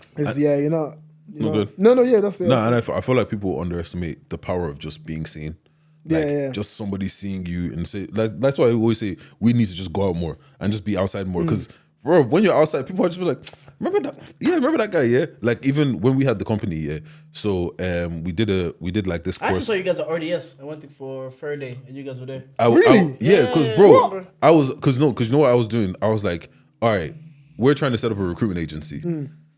Why not go to where like all of the jobs people are and all that kind of shit? Try and meet as much HR people. Bro, I was just on LinkedIn scrolling through. My LinkedIn now is over 500 connections and 90% of them are just recruiters and hiring managers and all that kind of stuff. And I was just making sure like we went to the first time we actually got a job up, like somebody actually said, oh, I'm looking for whatever. There was 2 times. First time we went to go do this course with this guy Galinda. He's gone to Dubai now. He set up his second branch in Dubai. He's doing all this madness or whatever. And through speaking to him, he just fucked with us because like we're young black, we starting our business, whatever. So he fucked with us. He's like, oh yeah, come here. And he knew somebody that was looking for an accountant, so he linked us up with them. And then the next time he told us to go to like one BNI, like one of these Irish meetings things or whatever. Bro, this thing is like 7 a.m. or 6 a.m. in fucking Dublin. But I'm like, you know what? You just got to be seen. Go there now, speaking to this woman, some woman that owned the recruitment agency, sold it for millions or whatever. And she's on the spot. She's like, oh, you know what? Yeah, I'm looking for such and such. And just by being around. Yeah, just being, Because the thing is like, bro, do you know how long it is to get up to go drive to Dublin at 7 a.m. when I don't have to? I don't have a 9 to 5 right now. But it's just like, just being outside and just meeting all those people and being like, and that's the thing, leaving that first impression. Like, you know when you're like, I'm not a runner, but I will break my neck today. Like, I'm not going to be doing bro. Because, bro, like, that's how people remember that shit. Like, people, like you always say, people remember how you made them feel. Do you get what I'm saying? And it's like that now, like, even for me, right? I got a new job. The guy that's blacklisted because he made you feel like, bro. Don't waste my time. I hate time wasting. I hate bro, like, the job that I just started like a month ago, right, was just because one of the girls I knew from ages ago, I referred her to a job and like we kind of kept in contact. And now every time she kind of moves, she's like, oh, if the recruiter asks, I was like, I know this guy, here you go. And then they hit me up. I wasn't even looking at it. Did the interview, landed the thing, and it's like, bro, just being there sometimes and leaving good impressions will get you so far. I've come to the conclusion that in life that how I'll explain it is, you know, overnight sensation musicians, and then they only drop one song, you'd never hear them from again. It's because, and then you might see another person that like overnight sensation, but that person has been doing music for time. They've been dropping music, doing this. No one knows about it. But then one song hits, and then they're still continuing to grow and whatever. It's because they've been working their butt off the whole time, and it's like, okay, when my opportunity is there for me, then you have to be ready to take that and grab it and make it yours.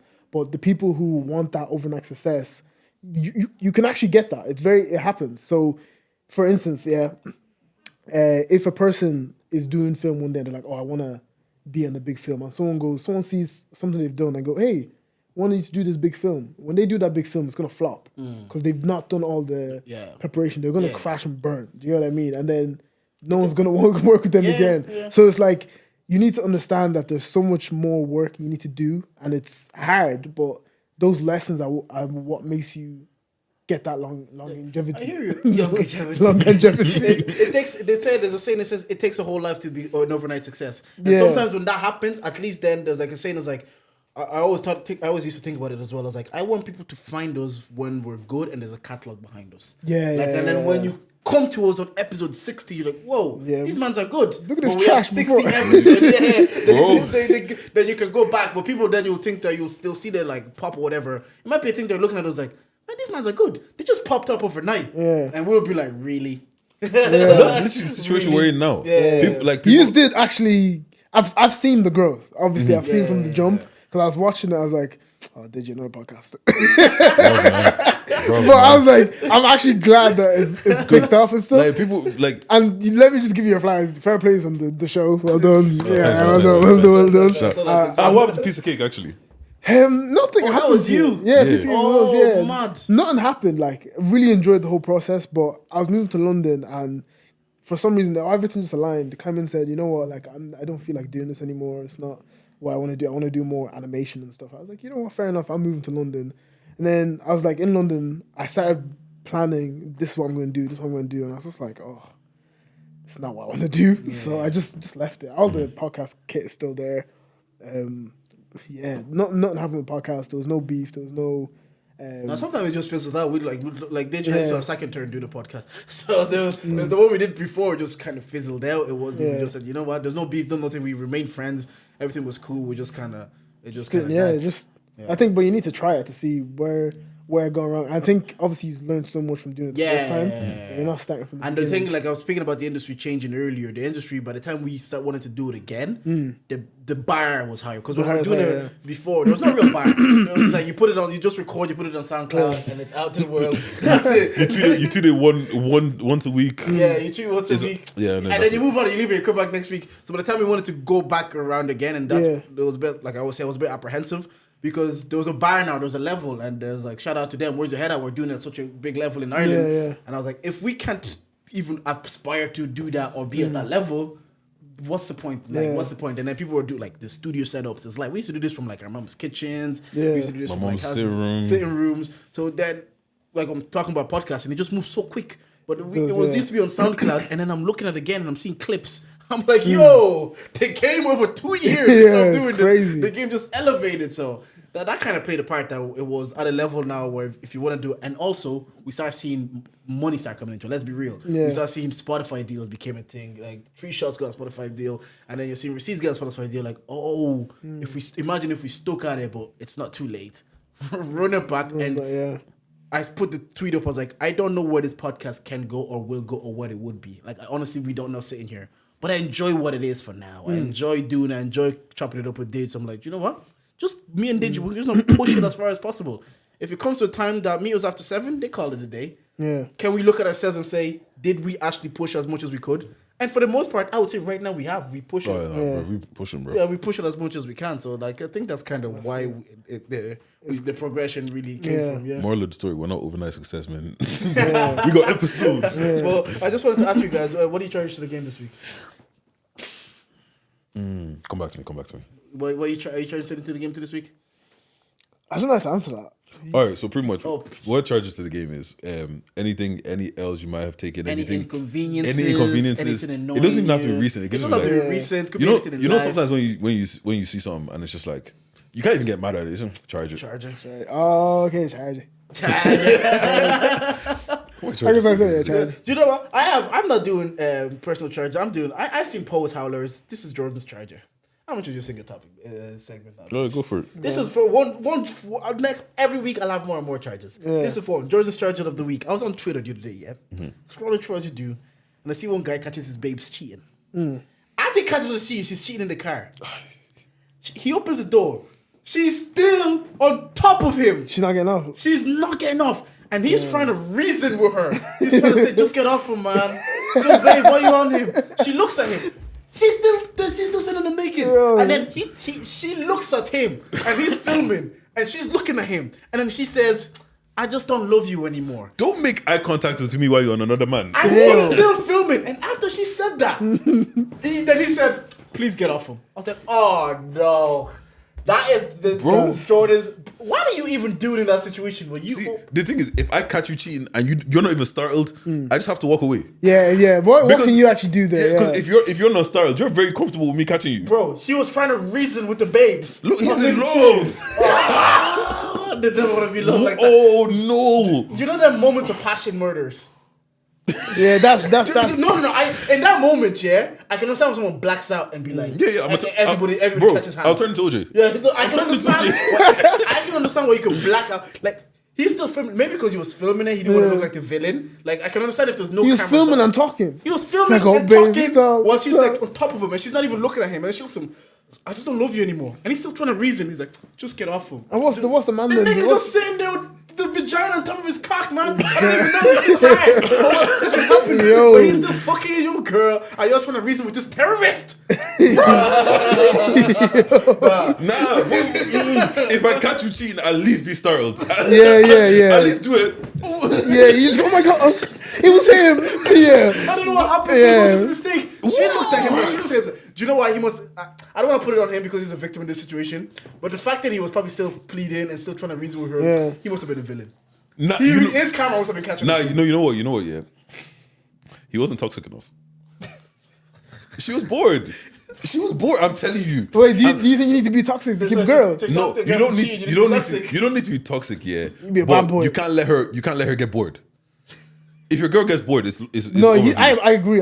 Yeah, you can't. You need to. I'm like, I have that bit, but I have that natural toxicity. Yeah, because you know what? Yeah. but what you mean? I mean, what's natural toxicity? Sometimes I'm just a bit toxic. Well, like you just give me examples. So Okay, let me give you an example that I could give. Do you know sometimes you're in the gaff? Yeah. Sometimes you just want to annoy them to just style them, and then when they do get annoyed, you start to be like, what the fuck you Yeah. It's that crying. Women, man, they just can't take jokes, man. No, that's why you guys don't have humps. No, my favorite thing to do. Yeah? My favorite thing to do, yeah. So you know, like when you're with your girl or whatever, and there's other people around, you start provoking her, but nobody else. Yeah. And then she reacts, and then you're like, oh, bro. Don't hit me again. That kind of fun toxicity. I get what you mean. They said that, and then they're in a mood, and then you're like, "What are you in a mood? What are you mood for? Just don't ruin the whole day. Yeah. I hear you. This is my favorite line. So this is what we're doing now. Yeah. Is that actually gonna have it finish the day? So you're just trying to ruin the mood, huh? Yeah. Or even if I'm guilty, like say we're out and it's date night and it's on me, but there's like football on. I'm on my phone checking scores, and sometimes like I'll be checking the scores. There's a cheeky little funny message. I'll click into it and laugh. She's like, so you're just gonna be looking at your phone? I'm like, see, I knew you were on date night. You're a bad guy. But you know what? He's right, though. It's right. It's like it's friendly. It's not too. It's not vicious. Your role is to annoy your girl. If you don't annoy your girl, do you really love her? Yeah, you don't. My role is to give my girl the ick as many times as possible. Just what you gonna do? Like this is what you chose. You love me. People be sending my tweets to my girls. Like, what do you think she's gonna do, man? Like, I showed her before I tweeted. I got one actually. I got one. But wait, it's not even that bad, but it was just a bit of an L because there was loads of people on the street. But anyway, I was walking out my house. I have the recording, but I was walking to my house, going to one of the workplaces I freelancing sometimes, and talking to this guy I met down the road. I was like, "Hey man, like yeah, we should go for a run." Blah blah blah, just friendly. And then I see a neighbor, and obviously I'm from Cavan, so we always like, "Oh, Harriet." You're like, yeah. Do you get what I mean? So I saw her, and I was like, "Hey, good morning." She said, "What the fuck are you looking at?" And I was like, "Oh, I just said good morning." She said, "What'd you say?" I said, "Oh, just good morning." She goes, "Do I know you?" I was like, "Oh no." White yeah, neighbor. keep walking. No, she's black. No, that's the thing. Do you want to hear it, bro? I was recording. Yeah, no, because I was voice noting at the time. So wait, play it on them.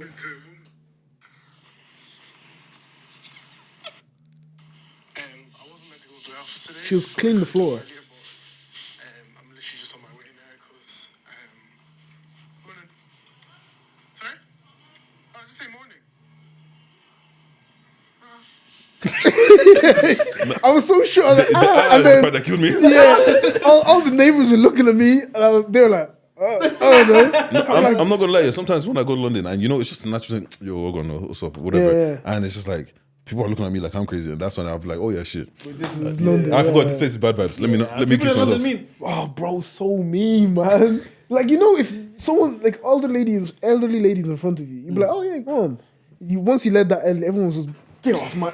Yeah, bro. I think it's just because it's so fast paced. It's so fast paced, like. Because the thing is, even like obviously Cavan, Navan is so different to Dublin. Like Dublin people still say hi and everything, but obviously they're a bigger city than that. Yeah. Everyone's kind of in their own. They're all like, everyone's like, "You're out to get me," type thing. Even if you pay for someone's like, "Oh, why are you doing that?" It's like, Yeah, I think one of my favorite comments, he says the thing about like obviously he's from New York, big city. That's it, It's like the thing about getting in wealthy and joy is people don't question his kindness anymore. It's this whole you had to get me, so he can be kind to people without them thinking he wants something from me because he's wealthy. Whereas in those cities, people always think like you want something from me, you're trying to make something from me, you're trying to get me something. Yeah, no, that's weird. Like sometimes I there's some certain times where I feel like I would try to be nice and be kind, but then I feel like I'll be looked at like a weirdo, so I just don't do it. Yeah. Like, I don't know. It's weird. I don't know, man. That shit is just weird. And on Jordan's charger again.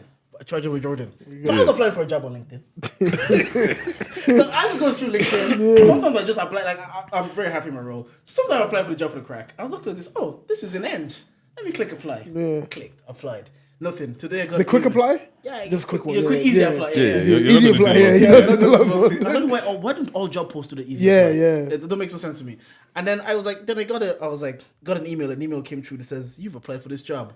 I look at the hiring senior manager. It was an ex-girlfriend. I was like, well, I'm not getting this job.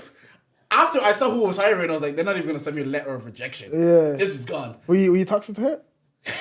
Bro, let me just tell you, from like 15 till 2020. Yeah. From like 2013 to 2020, I've been toxic in most of my Were you a dangerous guy? Not dangerous. I was just a bit like, I got my heart broken once. I just started not doing So it. you started sticking out on every I was that guy. So then I got an email later again. Full email just rejecting me. I was thinking she was so smiling right now. Yeah, she was happy, like, yeah. you. This guy. It's just gonna give him. So I gotta try You know to what? the game. I've got my charger off that. So when I was working at my first job or whatever, Yeah. like I don't like I like people just being direct with me. Don't be passive aggressive with me. Yeah, right? okay, yeah. So granted, I was wrong for this, but I used to just come in like 40 minutes late every day. And my manager, well, one of the managers, how he would address me, he wouldn't say, don't be late. He'd send me an email like, oh, fund account to start at 9 o'clock. Like, I don't know that we start, no, at 8 o'clock. Yeah. Like, I don't know that we start at 8 o'clock, but whatever. And then even we'd have team meetings. And you know when they're having a team meeting, they're saying all this shit, but they're talking about you. But yeah, so I'll keep coming in like 40 minutes late. I just kind of like treat the guy like a dickhead. Move, man. Years later, I get a job interview. I look at the names that are interviewing me. I see his name. I was like, that can't be right. I go into LinkedIn, same guy. I just didn't even show up. I just charged it. Yeah, charge. I was Yeah. like, bro, I'm not getting this. But all right, well, I think we good for now. Or anything else you want to bring up? Nah, I think I've got everything out, to be honest. Yeah, make sure everybody make sure you check in, man. Just check in, bro. Look, man, if you come to Vision Lab, make sure you check in with us, Make sure you man. check in with us when we pull up to the house there. Kenneth, you're welcome here anytime if you want to talk to the boys, if you want to promote anything, or if you just want to have a good laugh. Just let Did know we could always. Wait. You came here for a reason. I did, but it just didn't. Oh, gee, did you No, come for you a came here for a reason. Talk, Drop what man. you're dropping, Talk man. what you're talking. Yeah, Sorry, I didn't know you it's calm, it's calm. No, because I forgot until now. Oh, sorry. I forgot to. I was just vibing like. Yeah, But no, I came. I just want to bring we have a production company. Oh, It's called Lost Boy Studios. Lost Boy Studios. Where's it based? It's gonna be island based, but obviously we're in London because we're based 'Cause we're in London, yeah. But we come back and forth. But yeah, we're in London. We're gonna be in Dublin. It's gonna be a Dublin based company. Looking to really shake some things up in Ireland. You know. What inspired this? What inspired this? I want to give other people the opportunity I didn't have. Oh, you Do understand. you know what I mean? So, but I also love film, and if I can't get on other people's sets, how do I get there? Just find it myself, get my own sets. Yeah. So that's what we do. And if you go on our socials, at Lost Boy Studios, we always give little trainee roles or runner roles for anyone that like you don't have to have any knowledge at all. Just come on, good vibes, and we'll teach you a few things.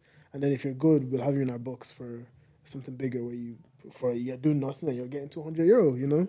But yeah, we just want to, not even that black people are on the streets, especially my people. I really want us to see because they're one of the most. Sorry, bro, but but they're one of the black people I want to even Nigerians for like anything, but they're one of the most creative and just so much creativity and artistic everything. They have so much, but the potential's wasted with the things we do now. So that actually just pains my heart watching it. So I want to just build a place where you can come in and kind of give your craft, show your craft. We don't just do film. We're trying to branch into other things, but yeah, that's No, I like that. I like how you say you're trying to build a platform because I always say it. Now, yeah, I actually do always say this, like, we are trying to create non-traditional paths, like, 'cause it's not Yeah, just go yeah. to school, get a degree. So we're trying to create non-traditional paths, so people that do it afterwards, their journey will be shorter. Sure, yeah. What it might take me and Deji 100 episodes to do, it might take you 3 years to do. We're hoping the next person can do it in 10 episodes here. Yeah, and we're yeah. hoping that we can also, like, you're showing them ropes and be like, you know what? It didn't. Now that I have the knowledge, I know it doesn't need to be that hard for you or to be that hard for the next generation. An example I would say, why do you have to exist for us to have Ramsay? Like, it's the next generation are gonna do it quicker, better, faster, and they're gonna be able to monetize it because they have more knowledge. Than but I think that you need to be graceful in giving that torch on to the next person, and not say, "Nah, I'm gonna hold this until it burns." And that's the thing. I was thinking, what's that knowledge gonna do in my head? Yeah, like, I might as well pass it on. Like, it's just if I have all of this knowledge on how to like do film, photography, and videography, it's like why am I holding on to this? It's just going to waste it. And an example of that is like someone like Drake who's made it, and he always like finds the next rapper up and the next. Then he does a song with them, and then when they blow, they do a song. They just keep existing. Well, if you do it that way, so yeah, but you know, people are insecure. Like people are like, if I share all this with him, he might come take my spot. Especially black people as well. Yeah, but you can't. That makes no sense. You can't outwork me. what? Like, okay, friend. I think you're insecure because you know that you're not putting as much effort as you are. So if you give your knowledge to some other kid that's hungry, he's gonna pass you out, and that's what you're scared of. But if you're actually truly working hard, someone can't pass you out because if you're driving at 90 kilometers and they're also driving at 90 kilometers, but you're ahead, your boat just drive. You can't catch. Physically, it's impossible. So it's when you're slowing off the gas that someone can catch you. But anyway, on this podcast, please hold me accountable if we don't do what we say we're doing. 100%. You can. Look, I'm gonna call him and be like, bro, man, I'm free. Book me. Book me. But yeah, no, that's what I said. Just check out socials. We always just post it up there. The Lost Boy, is it? Lost Boy Studios. First come, first served. Whoever is there. Where'd you get the name from? Because like genuinely, I find it impossible to come up with names. Really? Impossible. So the name came from a chicken shop called Lost Boys Chicken. And I love that place, bro. Sometimes simplicity. People are like, I thought it was gonna be in depth. I was like, you know, I felt like a lost boy in the first one. I was like, oh, that's a chicken shop, bro. People always think it's something to do with Christianity, like, you're lost soul, and then you're the prodigal son. I'm like, nah, it's a chicken shop I love, bro. Chicken shop, and the place closed down, so that name is mine, bro. That's cool. Yeah, that's cool. Thank you again. Yeah, like I said, anything you ever want to come down talk to us. Yeah, promo. Now you're doing a bit of a promo run as well. You did it. Yeah, we've got a short film in production. That's all right. We'll wrap up. It's off, yeah? Yeah. No, keep going. Oh yeah, we have a short film that we're shooting this weekend. That's why I'm here. So we're just trying to do some promo for that, and yeah, it should come out. I don't know when you are posting, but it should come out a month. Oh, this coming out next Wednesday. So. Is it? So yeah, so say a month from Wednesday, it should be out. Yeah, bro. But yeah, that's it. I'm trying to get my acting bag, my extra bag, you know. Extras bag. Voice acting, you know to go through. You know, yeah, I'm actually. You could, bro. And the thing is, I actually need to take it seriously. It's once again, it's just about actually, you know, when it's like you say you're gonna do something, but it's like starting, and like even I was gonna say because like Jordan was like sometimes it's just about letting people know that this is another path you can take. And I don't think I've actually said this out loud, but like when I was in 6th year, I didn't know anybody that was doing anything crazy, number one. And number two, bro, I didn't know engineering was a course. Like I didn't know, like, because there's no engineering in my school. I didn't know half of these courses out there were actual legit things. You get what I'm saying? So like I didn't know that there's runners and directors, assistant directors, screen days, blah blah blah blah blah. Bro, all I know is there's one person acting and there's probably someone behind the camera. That's it. But you get what I'm saying? You don't know about all the little intricate details and all that kind of stuff. So like it's cool to actually be like, oh, right, I know somebody that does that, or I know somebody that does that, or I know somebody that knows somebody. Like at this point, like what, we're one degree away separation from knowing someone that is on Virgin Media. What's called 1 degree of separation from knowing someone that's shooting ads for Porsche and Brown Thomas and all that. I got a message for. Thank you, John. bro. You made my day there. But bro, anyway. it's crazy. Like it's so crazy now that how close people are. Like you really could be like 3 people away from knowing somebody. Somebody crazy. But yeah. Well, yeah, cameras are dead, so we can't really continue this. If you've been watching it on, you're probably just seeing Kenneth now. But if you're listening on Spotify, you've listened to the whole thing. And if you made it to the end of the pod and you didn't like anything that was said here, well, charge it. Thank you for listening. That was fun, guys. That was fun. Thank you for coming, bro. No worries. Pleasure. That was pretty cool, man. Oh, I forgot to give you the gift I was talking about. So anyway, I'll just tell you. So remember that kit that I was giving away that someone else won? Yeah. Yeah, so it kept bouncing back. So we have it. I'm just gonna give the guy 150, and then you can just have the kit, Oh, like the the license, the second camera. Oh shit! Oh, mad. Thank you, bro. Man, I fucking Jeez. appreciate that. That's the best podcast gift. Other people give podcast gifts, but they didn't give podcast gift like this. Yeah, so You couldn't even record it, man. yeah, I forgot. See, sometimes when you get in the conversation,